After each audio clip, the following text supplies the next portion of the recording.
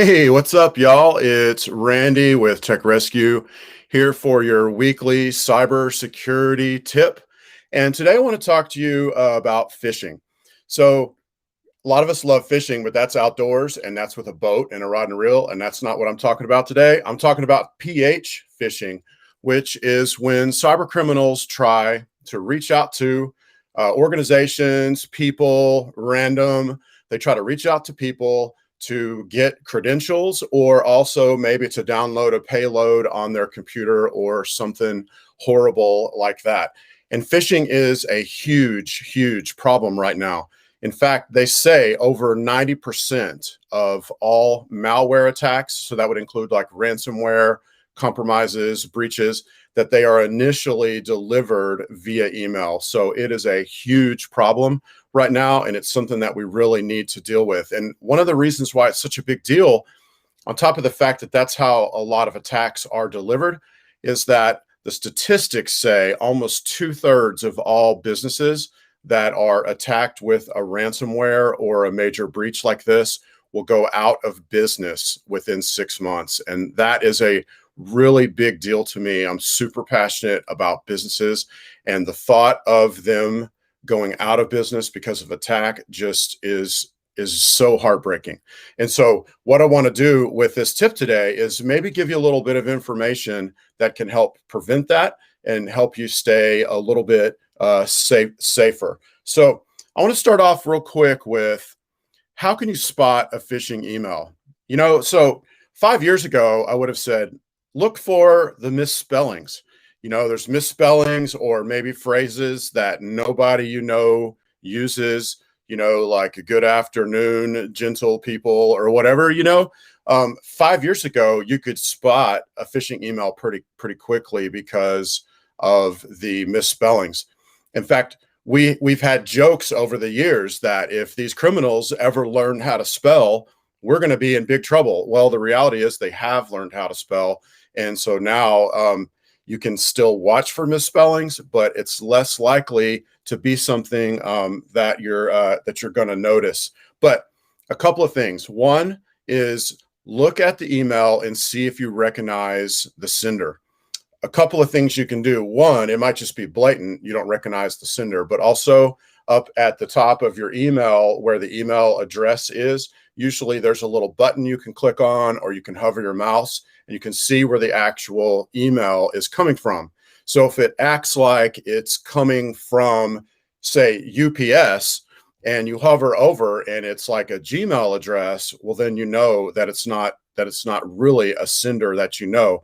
And so watch for senders that you know or don't know, because if you don't know them, it could be dangerous. But then also you can hover over the links in the email. So just take your mouse and put it over the link and be patient. And in like a half a second or a couple of seconds, depending on the speed of your system, the actual link will pop up.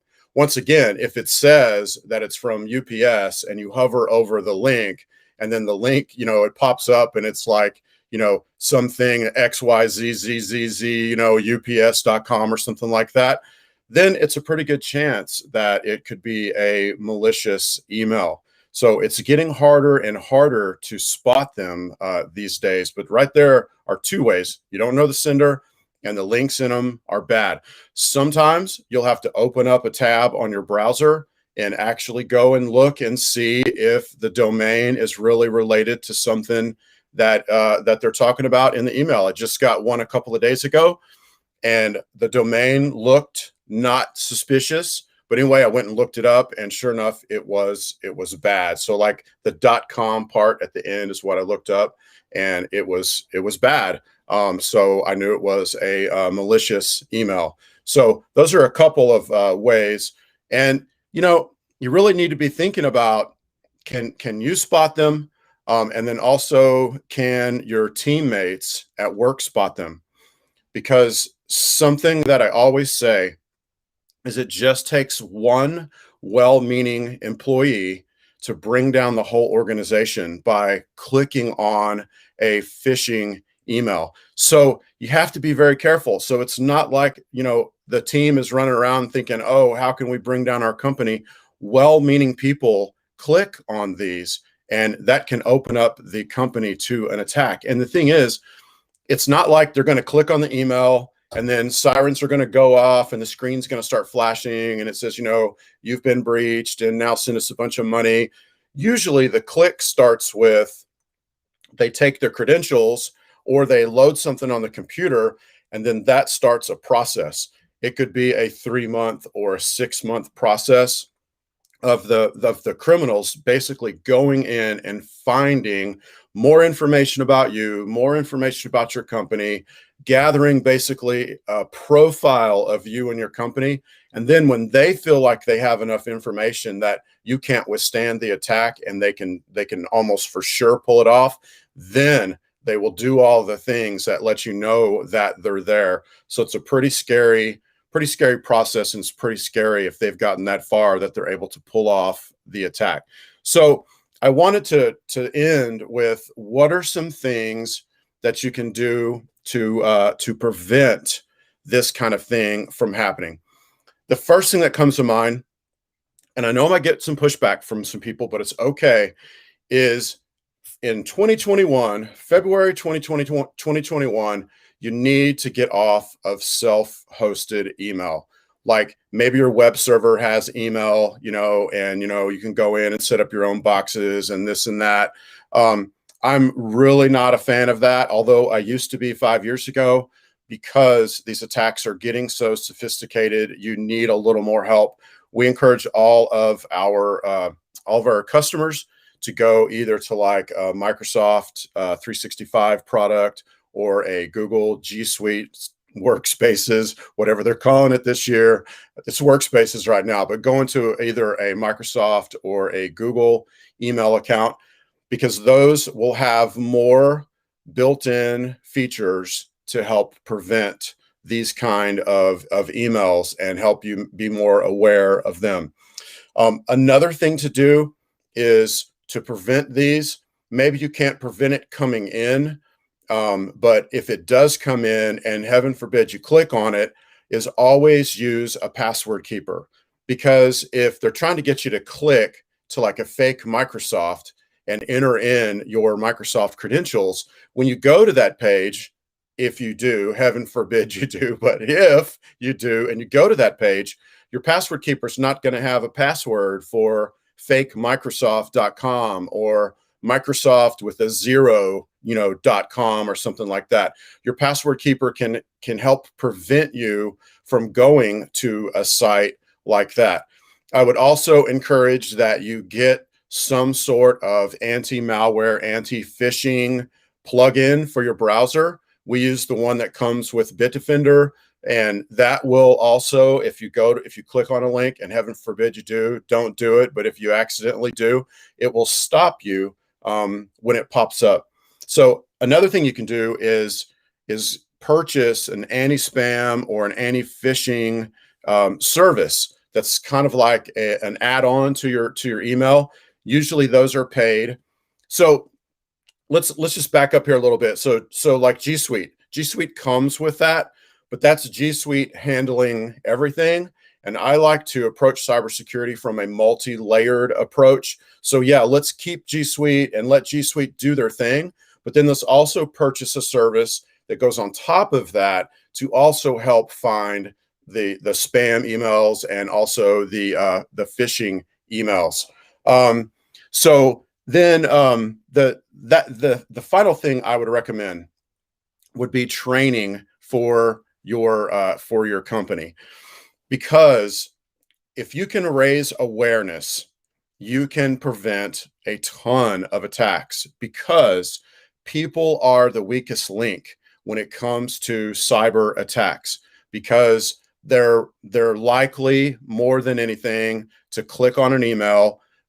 Most of these attacks are able to avoid, like Bitdefender and things like that because they're very sophisticated, and the weakest link ends up becoming the employees of the organization. And so one of the first things that we roll out when we hire on a new cybersecurity client is we start the training for the employees. We want to get the employees to a place where they can just look at their box and they know right away, hey, that's a bad email and I'm not going to click on it. And you can prevent a ton of stuff. And that's probably the best way to prevent these is get your people trained. Okay, so before I wrap it up, we do have a question. Do you have any advice to spot targeted spear phishing emails?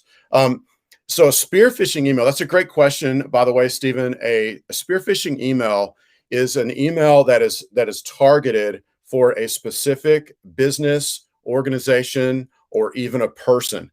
We see these a lot where, so let's say like there's two people that use each other as vendors, like maybe a construction company and a lumber company. The lumber company gets hacked and they go in and they look at the contacts, then they send an email over to the construction company asking for, a $50,000 draw to be wired to them to pay for this latest shipment. And they already know, because it's a spear phishing, it's a targeted, it's focused. They already know that these kind of emails go back and forth all day long.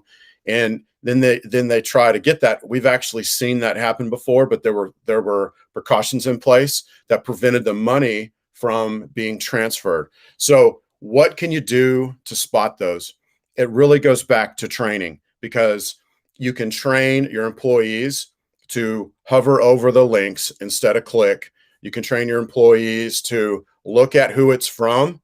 If we do business with abcconstruction.com and we get an email from abcconstruction.com, but it has a 0 instead of an O, then, if we're hovering over it and we're looking at it and we're being suspicious, that's another way to help. Also, we use a service called Iron Scales, which will actually flag an email like that. And that will help raise awareness, where the employee can ask the question, is this really somebody that seems to know me, but is this really somebody that I know? So those are really probably the trickiest type of phishing emails. So that's a great question, but it really boils down to training, having software in place, and doing your due diligence to make sure that things like this don't happen.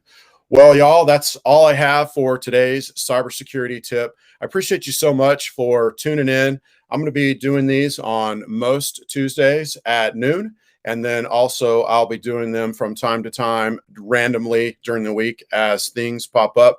But once again, thanks for tuning in. And if you guys know somebody or a business that's dealing with somebody like this, with something like this, or if they would like more help on something like this, be sure to send them my way, and we can get them the information and the help that they need. So once again, thanks for tuning in, and y'all have a great rest of your day.